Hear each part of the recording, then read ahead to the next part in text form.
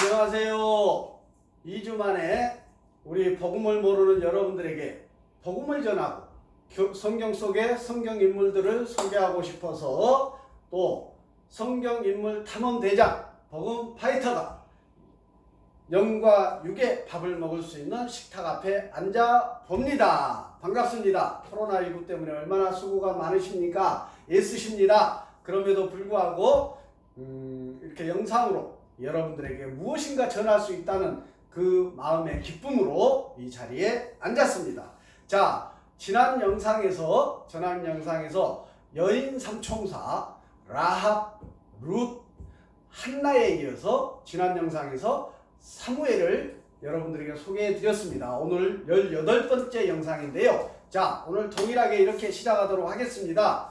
하나님께서는 지금 이 순간에도 십자가 달린 교회 건물 안에 설치된 사각 링이 아니고 지금 복음을 모르고 죄악 속에서 죽어가는 불쌍한 영혼들이 살아가는 세상 속에 설치된 사각 링에 복음을 들고 올라가라, 나아가라, 그래서 복음을 전하라, 그리고 영혼 구원하여 제자 삼으라 라고 명령하고 계십니다. 누누이 말씀드리지만 죄를 회개하고 예수님을 구주로 영접하였다 회중 앞에서 간증하며 신앙 고백을 하고 침례 세례를 받은 그리스도인이라면, 만인 제사장이라면 이 명령 앞에 철저히 순종해야 될 줄 믿습니다. 저도 그런 청지기 인생을 부르시는 그날까지 살아가려고 달려가려고 합니다. 함께 가십시다. 함께 그 길을 가십시다. 자, 오늘은 18번째 시간으로 지난 영상에서 예고했듯이 오늘은 정말 세상 속에 살아가는 여러분과 지금 그리스도인으로 살아가는 저나 정말로 실감나게 생각해 봐야 될 부분이 많은 인물이 바로 이분이 아닌가, 저는 그렇게 생각됩니다. 저도 항상 신앙하면서 이분을 항상 순간순간 생각할 때가 많이 있다는 사실 기억해 주시고요. 이분이 누구냐 하면 바로 인간이 세운 왕, 인간의 요구로 하나님께서 어쩔 수 없이 세운 왕 사울 왕을 소개해 드리고자 합니다. 자, 무엇이 어떻게 다르고 정말로 과거에 하나님께서 친히 불러 세운 사람과 하나님께서 사람들이 요구해서 세운 왕이 어떻게 다른지 한번 느껴보시기 바랍니다.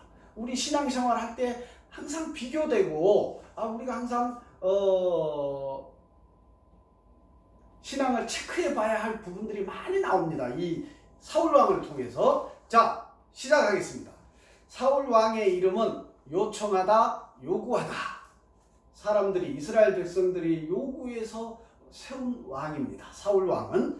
그 다음에 사울왕의 가족 배경은, 사울은 야곱의 12아들 중 막내인 베냐민 지파에 속한 기스의 아들로서, 베냐민은 야곱의 12아들 중 막내 아들인데 그의 가정에 대해서 알려진 바는 구구절절 없습니다. 그럼에도 순종하는 아들이었다라고 언급되고 있습니다. 자, 구약 성경에서 사울은 이렇게 언급되고 있습니다. 첫째, 이스라엘 백성들은 임금을 요구했습니다. 왜 요구했을까요? 주변에 막 믿음 없는 이방 민족들 백성들이 왕을 탁 세워가지고 멋있거든요. 눈으로 보기에 멋있거든. 그 왕을 따라 쫓아다니면서 막 전쟁도 하고 멋있게 보이거든요. 그래서 임금을 요구합니다. 사무엘이 선지자요 사사요 제사장이었는데 이스라엘은 다른 이방 민족과 같이 되기를 원했습니다. 하나님을 왕으로 보는 것, 신정 정치를 거부했습니다. 지난 영상에서 사무엘이 소개할 때 신정 정치에서 왕정 정치로 넘어가는 그 과정을 보고 죽은 제사장이 바로 사무엘이었다라고 언급한 바 있습니다. 사무엘상 8장 7절에서 여호와께서 사무엘에게 이르시되 백성이 네게 한 말을 다 들으라. 이는 그들이 너를 버림이 아니요 나 하나님을 버려 자기들의 왕이 되지 못하게 함이니라. 잘 기억해야 됩니다. 우리가 까딱 생각을 삐끗하면 교회에서도 목사님이 우상이 될 수 있는 것입니다. 교회의 머리는 예수님이신데 목사님이 왕이 될 수 있고 머리가 될 수 있고 우상이 될 수도 있습니다. 우리 신앙하는 그리스도인으로서 잘 생각해 봐야 합니다. 둘째, 하나님은 사울을 왕으로 선택했고 행할 일을 사무엘에게, 제사장 사무엘에게 다 알려주었습니다. 셋째, 여호와는 누구에게 일을 맡기기 위하여 부르실 때에 그 사람에게 필요한 모든 것을 주시는데 사울 왕의 생애는 우리에게 이것을 잘 보여주고 있습니다. 하나님은 사울을 내외적으로 준비시켰는데 선천적인 능력도 있었지만 내적으로 영적인 능력을 부여해 주셨습니다. 그럼에도 불구하고 사울 왕은 후반부에 아담의 본성인 원죄를 이어받아서 멸망의 길로 내려가는 것을 잘 볼 수 있습니다.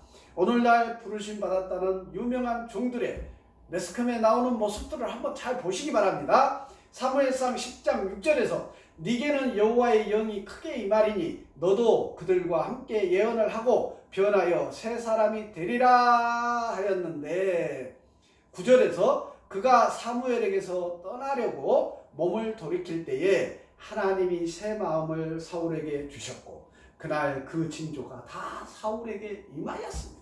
하나님께서 준비를 시켰다는 예식이 옵시다. 네 번째, 사울 왕의 몰락은 이기심에서 기인했는데 주제넘은 행동을 했습니다. 제사는 제사장인 사무엘이 행해야 되는데 사무엘이 늦게 도착할 때에 인내하지 못하고 자기가 제사를 지내버렸습니다.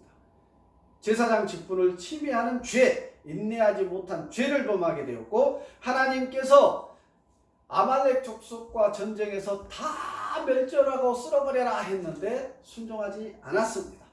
여호와의 말씀이 임하였는데 사무엘상 15장 11절에서 내가 사울을 왕으로 세운 것을 후회하노니 22절에서 사무엘이 이르되 여호와께서 번제와 다른 제사를 그의 목소리를 청종하는 것을 좋아하신 같이 좋아하시겠나이까. 순종이 제사보다 낫고 듣는 것이 순양의 기름보다 나으니 라고 사무엘 제사장이 사울 왕에게 얘기하고 있습니다. 한 번 더 읽어보겠습니다.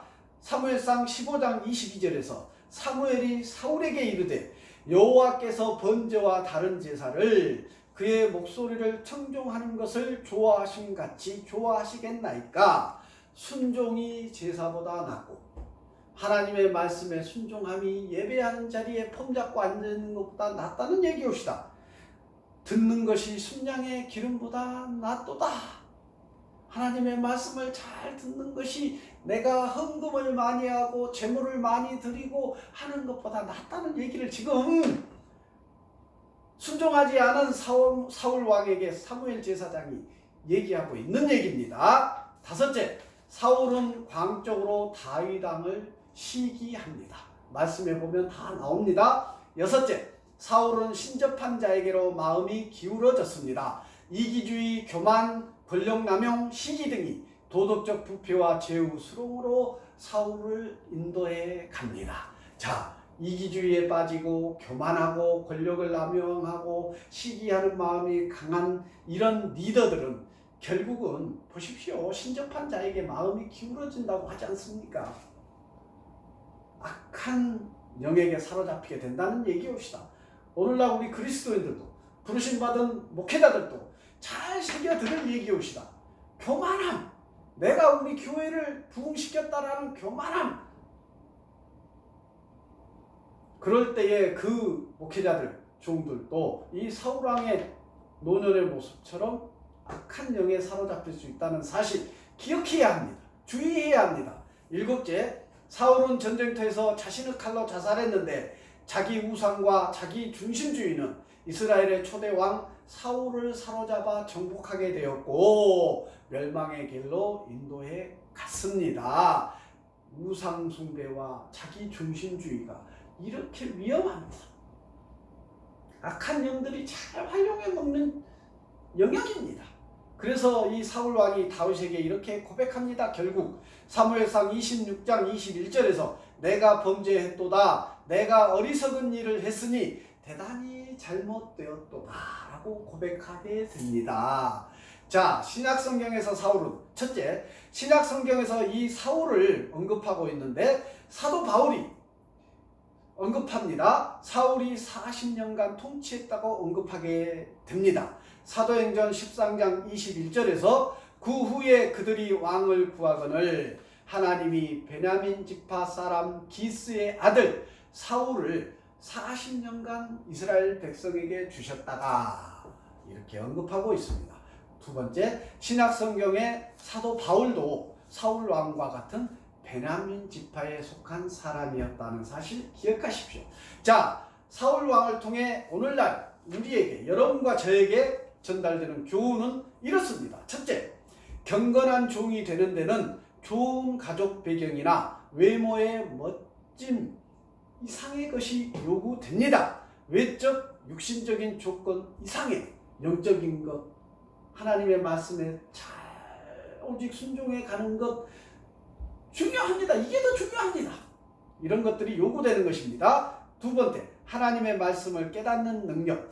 하나님의 성경에 나와 있는 하나님의 말씀을 깨달아 전달하는, 깨닫기도 하고 깨달은 것을 복음으로 남에게 전달하는 그 능력은 좋은 기회만큼 너무나도 중요한 일이옵시다. 세 번째, 주께 순종하는 것은 성공을 성취하는 데 있어 어떤 요인보다 중요합니다. 하나님 말씀에 순종하는 것은 아까 두 번이나 제가 읽어드렸습니다. 제사보다 예배보다 순종이 낫다. 재물보다 헌금보다 헌물보다 말씀을 듣는 것이 낫다고 언급하고 계십니다. 명심하십시오. 세상에서 가장 높은 직무를 가졌던 사울도 자기 좋을 대로 행하거나 하나님을 무시하는 일을 행사할 권리를 받지 않았습니다. 오늘날 왕인 양 교만하게 보이는 종들과 목사님들 돌아봐야 합니다. 매스컴에 등장하는 교만한 악한 종들 돌아봐야 됩니다. 자기 중심과 이기심은 닫힌 방 선반 위에 가두어두는 것처럼 가차없이 버려야 합니다. 우리 청지기 인생 가운데서 가차없이 버리시기 바랍니다. 자, 마지막으로 우리가 죄를 범하여 점점 더 많은 죄로 들어갈 때에 우리 자신의 의지로 돌아서기는 어렵습니다. 우리를 돌이킬 수 있는 것은 예수님의 은혜밖에 없다는 사실 마지막으로 명심하십시오. 여러분들에게 중요한 말씀입니다. 여러분들이 죄에서 돌이키는 것은 하나님의 은혜가 필요한 것입니다. 내가 하나님 앞에 죄를 고백하고 드러내는 것은 가능. 그것으로 끝나는 것이 아니고 그 죄를 용서받는 은혜를 받아야 되는데 그 은혜는 하나님의 은혜, 예수님의 은혜로 가능한 것이옵시다. 내가 그냥 고백했다, 말로만 그냥 언급했다고 다 해결되는 문제가 아니옵시다. 하나님으로부터 용서받은 은혜가 임한 자는 틀림없이 변화되고 새 사람이 되고 예수님을 구주로 영접하고 거듭나는 사람이 될 줄 믿습니다. 제가 그러했답니다. 자, 이제 18번째 인물 사울왕을 소개해 드렸습니다. 제가 준비한 오늘의 도구는 이 멋진 상자 박스입니다. 사울왕이 이렇게 외모가 멋있었습니다. 그 다음에 사울왕의 내적으로도 처음에 하나님께서 부르셨기 때문에 다 준비시키고 필요한 것들을 주셨다고 했습니다. 성령의 눈에 보이지 않지만 성령의 충만한 사울이었습니다. 그런데 점점 이기심이 생기고 권력욕이 생기고 교만함에 빠지게 된 사울왕이 그의 마음을 이기심과 교만함과 권력이 그의 마음을 차지하게 되니까요. 오늘날 가장 우리를 무너뜨리는 것이 돈 아닙니까? 그래서 제가 돈을 넣어놨습니다. 자, 다시 한번. 사울 왕의 심령은 처음에는 부르심 받았을 때는 성령에 충만한 자였습니다. 그런데 그의 마음에 아담의 원죄가 원죄가 활동함으로 말미암아 권력, 욕, 이기심, 우상 숭배 이런 악한 영이 사로잡히게 됨으로 말미암아 멸망의 길로 가게 되었던 것입니다. 자, 오늘날 한국 교회와 그리스도인들에게 악한 영이 사용하는 최대의 눈에 보이는 적은 돈이라고 저는 명확하게 여러분들에게 말씀드릴 수 있겠습니다.